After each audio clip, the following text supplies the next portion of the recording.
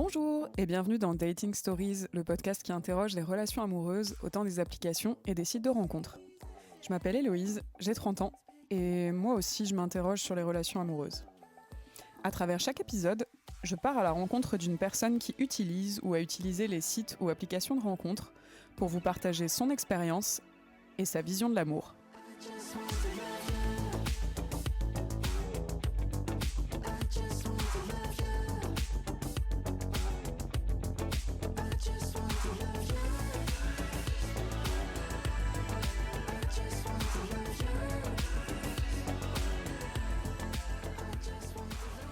Bienvenue dans cet épisode de rentrée de Dating Stories.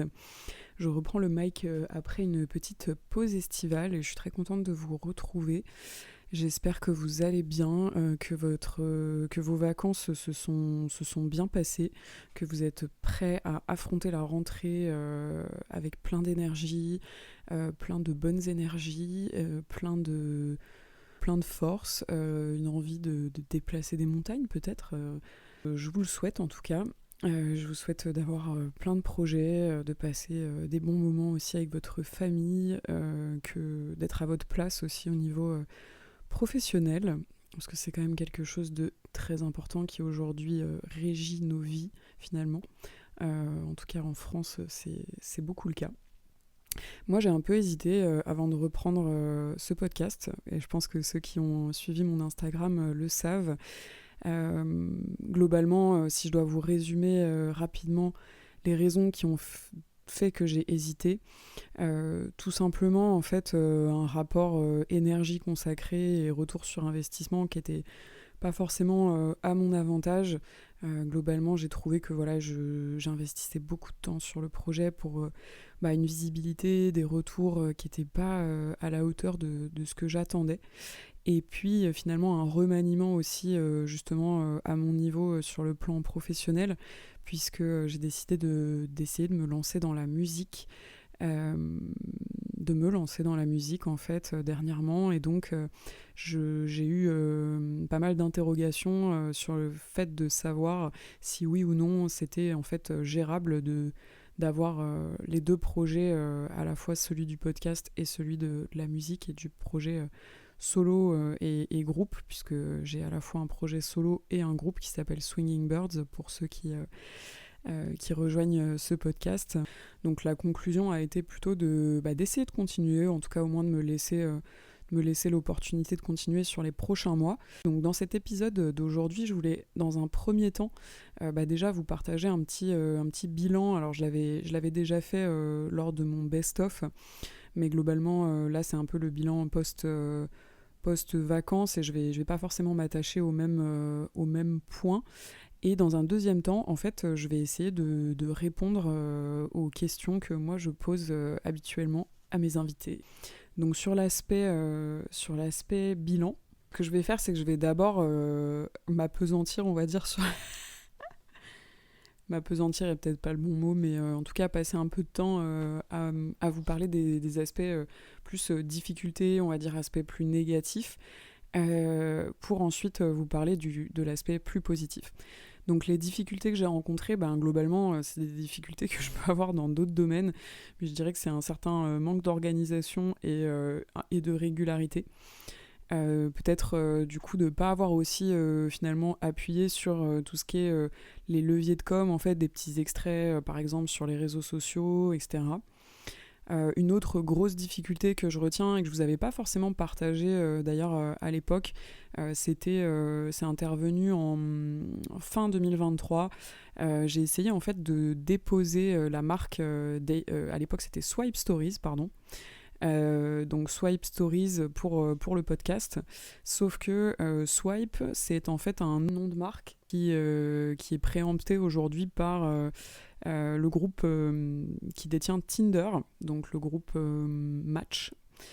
Et donc en fait peu de temps après que j'ai fait ce dépôt de marque, j'ai reçu un courrier d'avocat me demandant de retirer en fait mon dépôt de marque.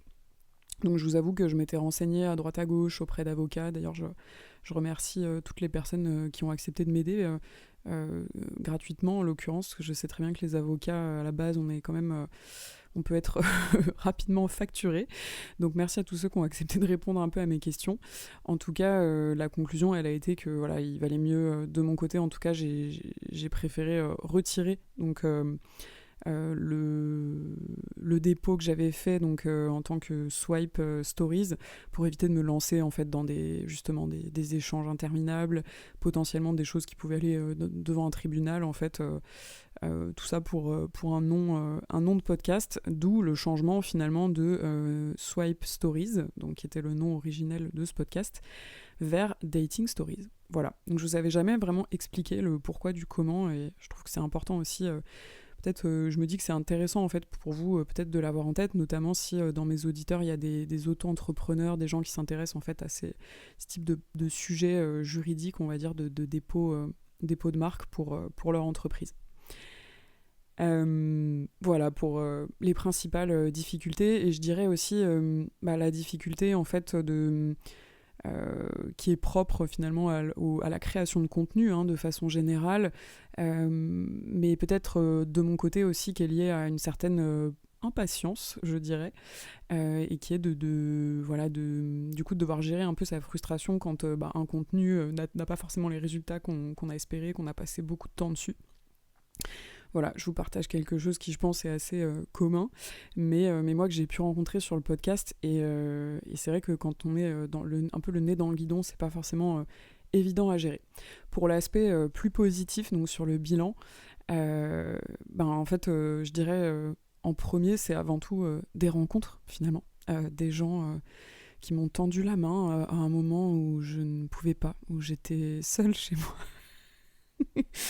Non, mais blague à part, vraiment des belles rencontres en fait sur ce podcast, notamment une rencontre avec des personnes qui m'ont accompagnée aussi qui m'accompagnent. Je peux laisser au présent sur mon projet musical. Donc je voudrais notamment remercier Mario, Mario @romario. Je vous mettrai dans le descriptif, du coup, il a 2 comptes, mais sur son compte vidéo, c'est Romario sur Instagram et Facebook. Et William Bouchacourt, qui m'a aidé énormément, qui est photographe aussi. Et vidéaste, du coup, il fait aussi des vidéos, mais j'allais dire, je pense que son activité principale reste quand même la photo. En tout cas, je vous invite à aller voir leurs réseaux sociaux, et je voudrais, Mario et William, vous remercier du coup pour tout votre soutien, notamment pour les sketchs. Et j'en profite aussi pour remercier Félix,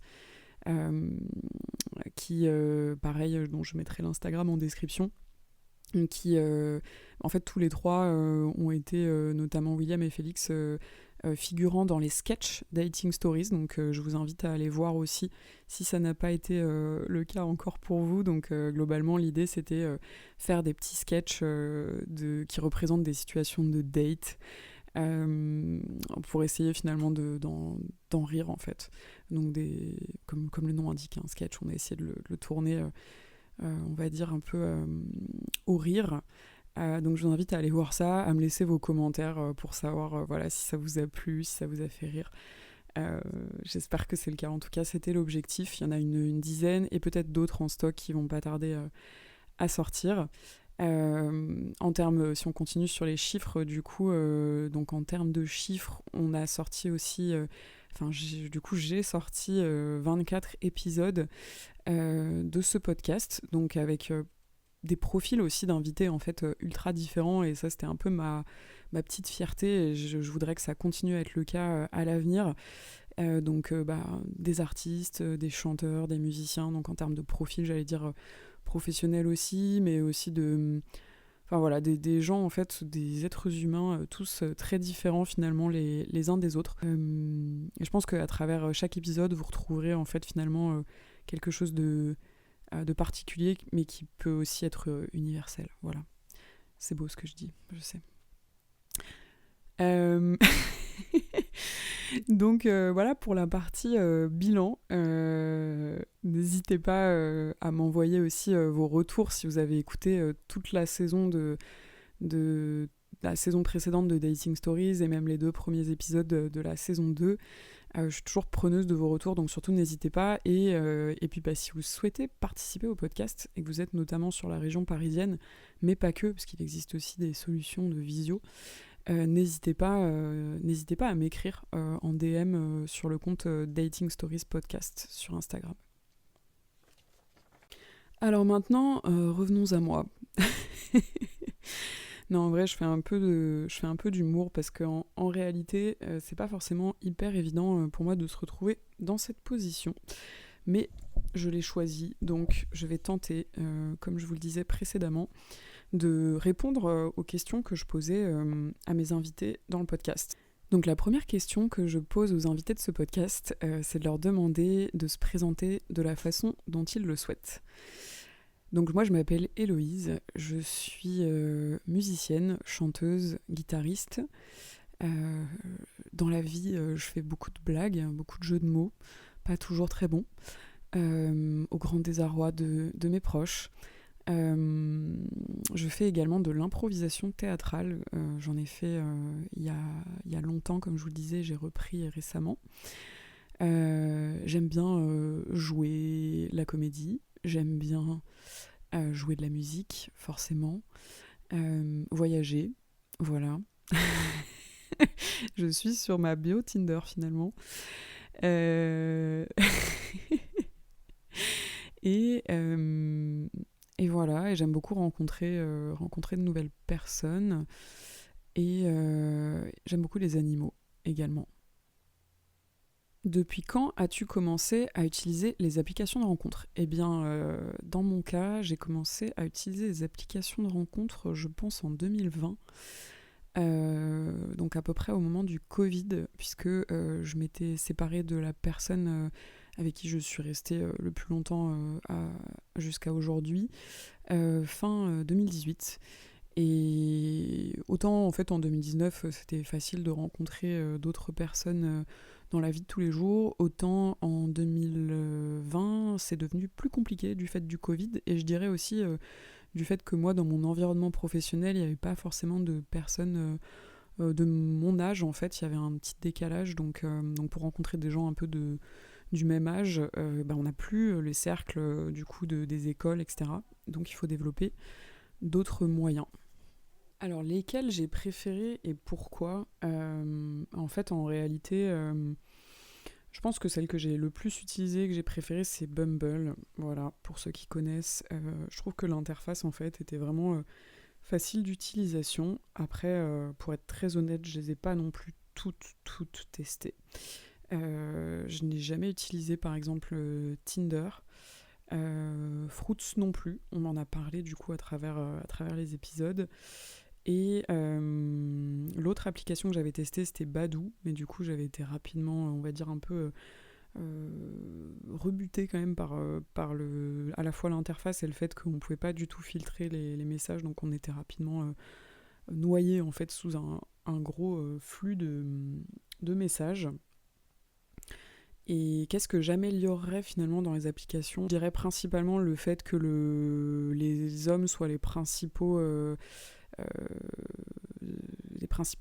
acteurs, on va dire, de ces applications, qui sont incités à payer pour avoir des abonnements. Alors les femmes aussi, mais dans une moindre mesure, et je trouve que au final c'est assez déséquilibré en fait comme modèle, et ça contribue à perpétuer une sorte de vision de la société à laquelle j'adhère pas spécialement. Est-ce que j'ai des red flags lorsque je sélectionne des profils ?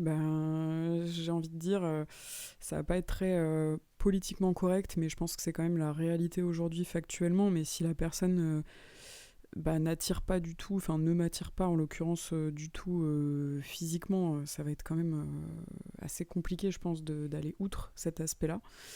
Donc il faut qu'il y ait quand même un minimum. Et après je dirais effectivement un red flag pour moi qui est rédhibitoire, que ça soit via le profil, mais ça peut rarement être perçu que via le profil, ou en vrai je dirais que c'est une personne qui a vraiment zéro autodérision, zéro second degré. C'est sûr que c'est assez compliqué. Combien de temps mets-tu à rencontrer la personne en vrai, in real life, après avoir discuté ? Eh bien, je dirais qu'il n'y a pas de règle générale de façon assez pragmatique.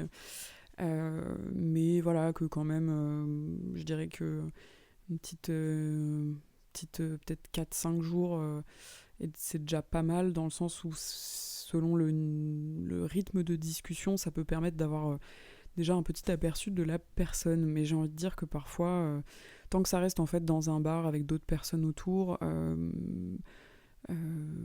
finalement parfois se voir aussi rapidement peut permettre de gagner du temps, j'ai envie de dire. Alors est-ce que j'ai eu des expériences particulièrement bonnes et particulièrement mauvaises? On va commencer peut-être par les mauvaises pour rester sur le positif. Particulièrement mauvaise, il y a eu des, je pense, je ne déroge pas, je pense à la règle pour beaucoup de gens, hein, malheureusement, mais oui, je dirais que en fait, on peut avoir des expériences qui sont décevantes. Après, particulièrement mauvaises, ça n'a jamais été des choses non plus terribles, heureusement. Et particulièrement bonne, et tout simplement la rencontre avec Fred, que je retiens et qui m'a permis après, donc Fred qui est vidéaste et l'invité de l'épisode 2, si je ne dis pas de bêtises, de la saison 1, en tout cas je vous invite à aller écouter. C'est une rencontre qui a ouvert en fait pas mal de choses, notamment d'autres rencontres en fait par la suite. Est-ce que j'ai des proches qui se sont mis en couple grâce aux applications de rencontres? J'ai envie de dire oui, puisque Adèle, donc mon invitée également de la saison 1, comme elle l'explique d'ailleurs, je vous invite à écouter l'épisode pour mieux comprendre, mais comme elle l'explique à travers justement cet épisode, elle a rencontré son compagnon via une application de rencontre. Mais je ne vous en dis pas plus et vous invite surtout à écouter l'épisode en question.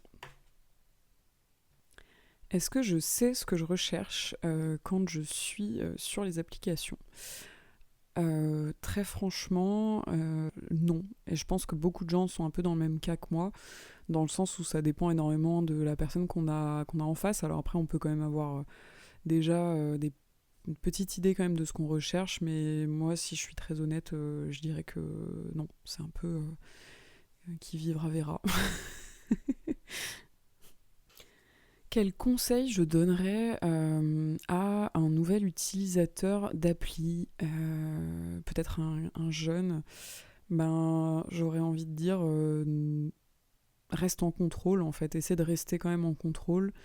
Dans le sens, si tu sens que le fait d'avoir cette appli pèse sur ta santé mentale, supprime-la et fais des pauses et rencontre des gens dans la vraie vie et prends soin de toi. Et dans l'autre sens, si tu as envie d'y aller et de rencontrer des gens, vas-y, mais essaie toujours de te protéger quand même dans l'histoire, en tout cas. Oui, de se protéger physiquement le plus possible quand même. Je dirais que ça reste mon conseil. Et vient le moment fun, mais finalement pas hyper fun puisque je joue toute seule. Du jeu du swipe finalement. Donc pour ceux qui connaissent la première saison, c'est une petite rubrique que j'ai rajoutée en cours de saison 1 et qui propose en fait différentes situations, différents profils. Et le but du jeu, c'est de dire si je swipe à gauche ou je swipe à droite, donc sans trop réfléchir. Donc première question, il m'aborde avec un salut, ça va, donc on est dans la messagerie de l'application. Salut, S-A-L-U, ça va, S-A-V-A. Eh bien, je pense que clairement, tout dépend du profil de la personne, mais c'est vrai que ça ne va pas me donner un super a priori. L'orthographe, c'est important, qu'on le veuille ou non.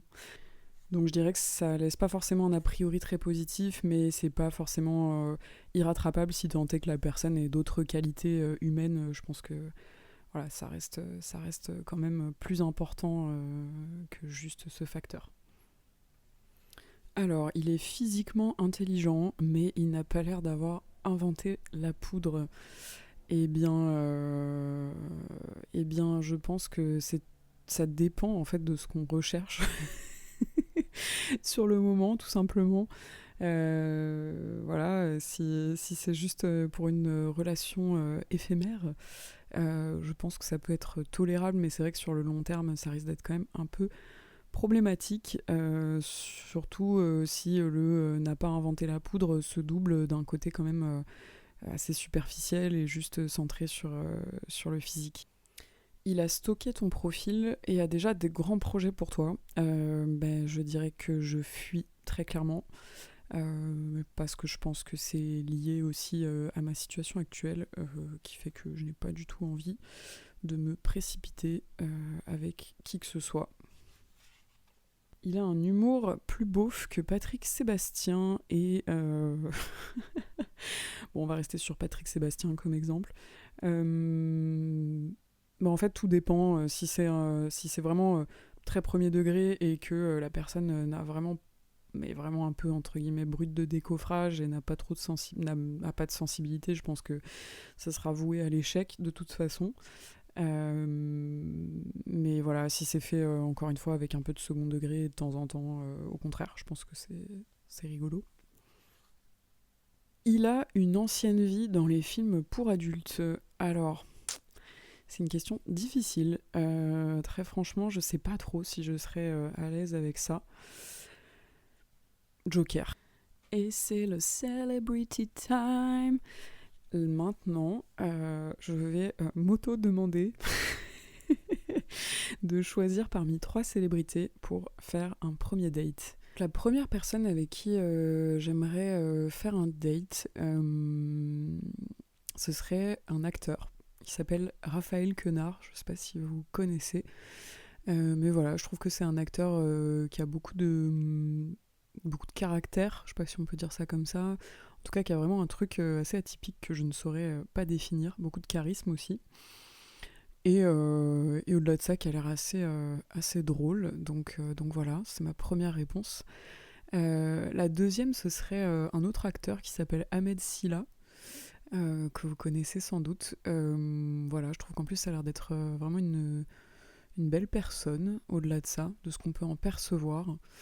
Et la troisième personne, ce serait un chanteur qui s'appelle Ben Mazué, que vous connaissez peut-être, qui a fait de magnifiques chansons, beaucoup en guitare-voix, qui parle d'amour, beaucoup, et qui a en plus dernièrement lancé son podcast sur les relations amoureuses, comme quoi c'est un sujet qui touche de nombreux artistes. Voilà. Alors voilà, on atteint la fin bientôt de ce podcast en auto-interview avec moi-même. Écoutez, c'était pas si désagréable finalement, donc j'espère que vous avez passé un bon moment également. Pour ceux qui sont restés jusqu'au bout, n'hésitez pas à rester encore un tout petit peu, parce qu'il y a une façon de le prouver que vous êtes restés jusqu'au bout.